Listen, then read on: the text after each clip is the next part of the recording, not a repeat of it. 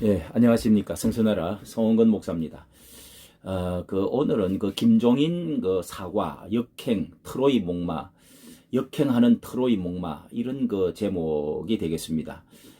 김종인 비대위원장이 그렇게 사과를 한다고 하는 일로 해서 어떻게 정말 보수 정치의 딜레마, 그리고 고민, 운명이 어떻게 결정되어질 것인가, 성패가 달리었고 정체성 문제 이런 것까지도 여기에 지금 이제 결판이 나야 될 그런 것이 아닌가 이런 생각을 하는데요. 우선 이렇게 김종인 이 대표의 이번에 청년의 힘 창단을 하면서 대회를 하는 모습을 한번 여러분 한번 보십시오. 김종인의 정체가 과연 어떤 분인가 하는 참 그런 의심을 하게 만드는 부분이 가장 단적으로 단면을 보여주는 것이 바로 이 청년의 힘 창당대회를 이렇게 한 것을 한번 색깔을 한번 보십시오. 이북에 있는 인공기 색깔과 너무도 흡사하게 이렇게 되어 있지 않습니까? 참 눈을 의심할 정도로 이것이야말로 어떤 우리에게 암시해주고 있는 정체감을 암시해줄 뿐만 아니라 이분의 어떤 정체성, 그리고 이 당의 정체성, 그리고 저 북쪽의 김정은이에게 어떤 신호를 보내는 것가 아니라 우연의 일치라고 하기에는 너무도 색깔이 인공기과 이게 비슷하지 않습니까? 여러분 밑에 푸른 색깔 있는 이 파란 색깔에다가 또 흰선 무늬에다가 그 다음에 또 빨간색이 이제 가장 크게 되어 있죠. 거기다가 위에 이제 또 파란색이 있습니다. 섬찟할 정도로 어떤 그런 것을 연상시키는 그런 정체감을 연상시키는 것이 아닌가 생각이 됩니다. 먼저 이분은 또 하나의 정체감을 말하면은 대통령을 지금 기태라는 말이 많이 나오고 있어가지고 큰 논란이 지금 되고 있는데, 뭐 7년 전에도 그랬던 태어나지 말아야 될 당, 지금 민주당에 대해서 태어나게 만들었던 장본인이 사과를 해야 되지 않느냐, 이렇게 배현진 이제 대변인이 그런 말까지 할 정도였지 않습니까? 저는 그 말이 옳다고 생각합니다. 오히려 그쪽에 대통령을 태어나지 말아야 될 대통령을 만들었던 장본인이 어떻게 이쪽으로 와가지고 지금 이런 사과를 한다는 말이 이게 앞뒤가 맞는 것입니까? 정말 이 한국의 민주주의는 과연 어디로 가느냐는 것에 한국 교회의 미래도 정말 걱정이 됩니다. 호남에서 왜 또 사과를 합니까? 무릎을 꿇고 사과를 했지 않습니까? 그리고 이번에 또 사과를 한다고 하는 것은 하필 이제 검찰총장을 축출해내고 원전 이제 월성 2호 이런 부정 사건 이런 것에 있어서 이 대통령의 이제 대통령의 인기가 완전히 바닥으로 내려가려고 하는 이런 마당에 이런 사과를 한다고 하는 것, 온갖 비리 사건, 불의 사건, 조국, 그리고 울산 부정 사건, 뭐 이런 것들이 지금 아주 있어서 밀어붙여야 될 테인데, 어떻게 해서 이때에 사과를 한다고 하는 것은 무엇을 과연 잘못된 것을 사과를 한다는 것입니까? 탄핵의 강을 건너야 한다고 주장하는 것인데, 박근혜의 사과를 위주로 말하는 것인데요. 이 탄핵의 강은 절대로 없어지지 않습니다. 20년 이상은 이런 탄핵의 큰 강물이 흘러서 나누어졌기 때문에 그들이 20년, 50년 집권을 할 수가 있다고 큰 소리 치지 않습니까? 그래서 이 탄핵의 진실면에 있어서도요, 진실면에 있어서도 우리가 정말 시간이 지나면서 태블릿 PC라든지 JTBC에서 그렇게 그 많은 무슨 이제 그 대통령의 여러 가지 비리 문제가 그렇지 않다는 것들이 많이 지금 이제 발견되어지고 있는 마당이고, 도의적인 면에서도 자기 그 당의 대통령 두 사람을 그렇게 탄핵을 시키고 감옥을 내보내서 100년 각 되는 이제 거기서 감옥에서 죽으라고 하는 이런 그 무시무시한 이런 정치에서 참 그 정규재 대표께서는 주필은 살무사 사람들이다. 그리고 부모에게 칼을 꼽는 것과 같은 것이다. 이렇게 말하는 것에 저는 동의하고 싶습니다. 그것은 정말 있을 수가 없고요. 그러면은 완전히 우리는 중도당이라든지 좌파당 이중대로서 나가겠다라든지 옛날 이민우처럼 그렇게 다시 들어가든지 이렇게 해야죠.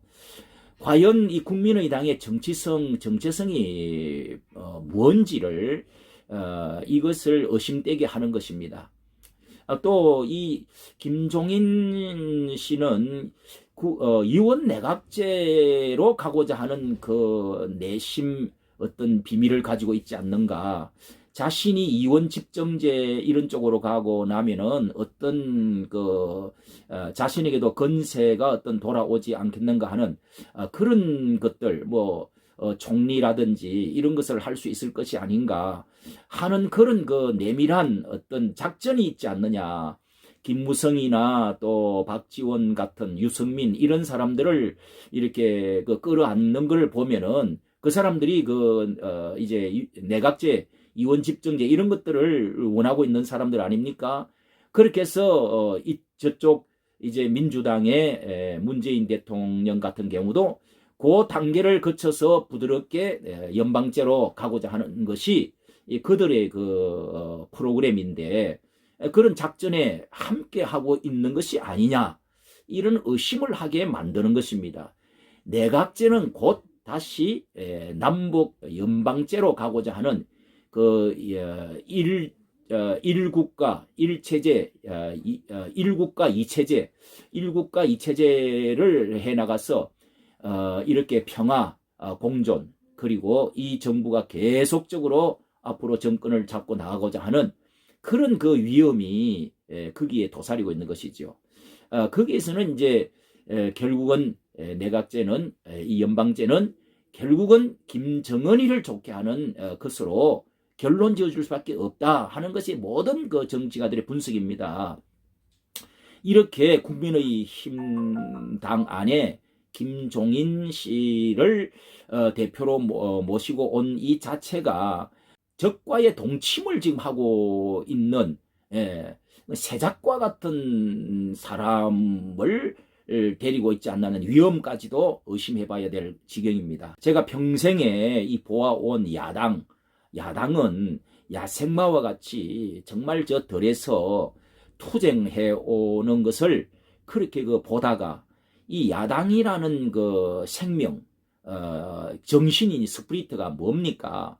이 정권을 견제하는 것이 야당 아닙니까? 독주에 또 독재에 싸우고자 하고 그 권력의 그 집중을 막고자 하는 그런 것을 이제 선진화법 만들고 거기다가 이제 공수처까지 이렇게 만들어서 이렇게 이제 전의를 상실하고 있는 이런 때에 싸우고자 하는 야당성, 그런 것의 생명이 독사에 독이 뽑혀버린 것과 같은 것이죠.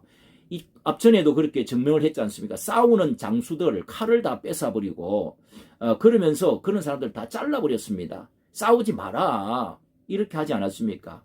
그런 사람들의 그 국회의원 선거권들을 제가 다 뺏어버리고 그렇게 했습니다. 이번에 또 들어보니까 이 당협 위원장들 49명을 이번에 퇴출을 시키려고 하고, 거기에 김진태, 그 전희경, 그 다음에 또 이 민경욱, 이렇게 열심히 지금 활동을 하던 이 사람들을 대표적으로 이 사람들을 지금 이분에 다 퇴출을 시킨다는 겁니다. 참으로 전희경 같은 이런 한국이 우리 이렇게 야당이 낳은 기한 아주 얼마나 똑똑하고 다 그 김진태 이런 분들을 다 잘라버린다고 하는 것은 정말 모르겠습니다. 이 통합미래당 앞전에 한교안과 함께 통합미래당을 서로 손뼉을 맞춰서 만들었던 당이 그 정체감이 있었습니까? 그게 야당성이 있었습니까? 잡탕이 아니었습니까? 분홍당 아니었습니까? 빅텐트라고 해가지고 온갖 그 무슨 야당성을 다 없애버리고 이렇게 되어졌던 적이 완전히 실패를 하지 않았습니까? 그런데도 야당성의 그 본 정신을 정체성을 살려서 나가면은 자연적으로 이게 올라가게 돼 있는데 왜 이렇게 하는지 정말 알 수가 저는 없습니다. 보수 우파의 가치가 뭡니까? 저는 아직은 보수 우파가 합치면은 60% 정도는 밑바탕에 다 보수 우파가 있다고 봅니다. 그런데 보수 우파의 가치는 가장 깊이 거슬러 올라가면 창조론과 진화론 그리고 유신론과 무신론 여기에 뿌리가 있습니다. 그건 뭐 다 역사적으로 아는 건데 그 헤겔의 이제 역사 정반합 변정법에 의해서 찰스 다윈과 칼 막스 또 뭐 엥겔스 이런 사람들이 이런 이론화 해가지고 결국은 이 공산주의가 무신론 공산주의 그 자본론에 반대해가지고 그렇게 해서 생겨난 것이 이 공산주의 아닙니까? 무신론 아닙니까? 프랑스 혁명도 말이죠. 1870년대 이 혁명도 결국은 그 공산주의의 그 바탕을 한 자들이 일어나서 한 것이고 공산주의는 지금도 1989년에 이미 뭐 이제 공산주의 레닌의 그 혁명 모든 것들이 다 무너지고 사라지고 난 이후에 그 이후에 이제 그 네오 막시즘 포스트 모더니즘 이런 것이 네오 막시즘이 생겨나면서 이 프랑크푸르트 학파들이 신자익을 만들고 거기다 이슬람도 끌어당기고 이제 백인 서구 이런 문화를 거절하고 로마 문명, 유대 문명, 그리스도교 바탕 이 모든 것들을 그것이 독소다 해가지고 제국주의 서구 문명을 거절하고 나타난 것이 아닙니까? 그러니까 이 기독교적인 것을 말살시키고자 하는 이 모든 것들이 이제 지금 그 동성애 가정 파괴라든지 이런 모든 것을 반대하는 것을 우리는 반대한다. 모든 것을 반대한다. 이런 것이 다 뭡니까? 세계 기독교적인 이 전통 질서를 없애고자 하는 거 아닙니까? 그런 점에서 지금 이 김종인의 그 사과 이런 것은 뒷걸음질 치는 것이죠. 역행하는 것이죠. 역주하면은 결국은 차가 박치게 해가지고 전복되거나 결국은 이제 죽는 것입니다. 결국은 그리고 기본 양심과 도덕성 성경에서 보면은 우편의 양 하나님은 항상 우편의 오른손으로 붙들어 주시리라. 그리고 우편의 그늘에서 하나님이 도와주시리라. 그리고 양들은 우편에 있고 왼편에는 염소와 이리와 이런 것들이 있을 것이라고 그렇게 가를 것이라고 성경은 말씀하고 있습니다. 이 우편의 양들과 같이 양심과 도덕성 그리고 이 기본적인 성품이 우리의 우파들은 거짓말도 잘 하지를 못하고 부정부패를 하지 않고 폭력적이지를 않고 하는 것이 양의 성품입니다. 이렇게 불의에 대해서 맞싸우되 우리는 하나님을 의지하고 기도하면서 바른 도덕성 위에 양심 위에 하나님의 신적 의지 위에 세워지는 것이 이것이 보수 우파의 가치라고 생각합니다. 장자권을 가진 것이죠. 오랜 전통 전통성을 가진 것입니다. 그래서 보수는 옹고이지신 전통의 위에 그것을 가장 귀중하게 소중하게 여기는 전통을 가치를 가지고 있는 것인데 우리가 그 옛것을 다 없애버리고자 하는 것은 아닙니다. 옛것을 중요하게 여기면서 장남이 아버지를 섬기고 자식을 내려오는 그 전통성을 가지고 섬기고 돌보고 하는 이런 것을 존중하는 것처럼 옛것을 귀중하게 여기는 것입니다. 물론 우리는 기업가가 말하기를 마누라 외에는 다 모든 것을 다 바꾸라, 혁신해라 이렇게 말을 하지만은 그러나 모든 것을 다 바꿀 수는 없습니다. 뿌리까지 다 뽑을 수는 없습니다. 우리가 수천 년, 수만 년 내려오는 전통이라고 하는 것이 있는데 보수가 6이라면 진보, 혁신은 4 정도로 가는 것이 이 성경에도 그런 것이 많이 나오고 있습니다. 성경에서도 이 솔로몬의 그 아들 그 르호보암이 젊은 사람들의 그 말을 듣고 전통적인 그 어떤 사람들을 그런 것들을 다 멸시해버리는 바람에 나라가 두 쪼가리 나고 결국은 이제 유대 나라가 남북으로 나누어지는 그런 것이 되었습니다.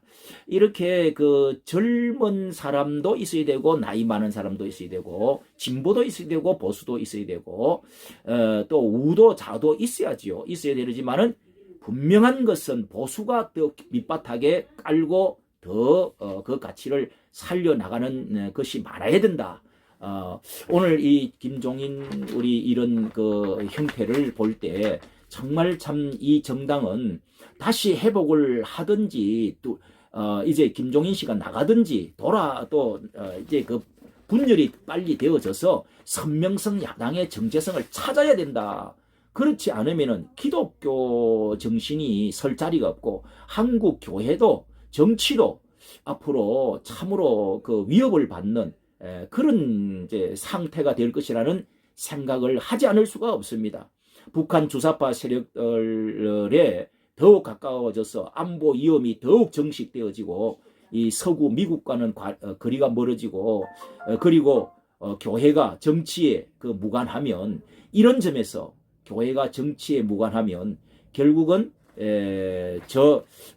이제 그 트로이 목마가 들어와서 결국은 로마가 이제 붕괴가 무너지듯이 이 나라가 무너진다는 사실을 꼭 기억해야 될 줄로 믿습니다. 이까지 정치해 주셔서 감사합니다.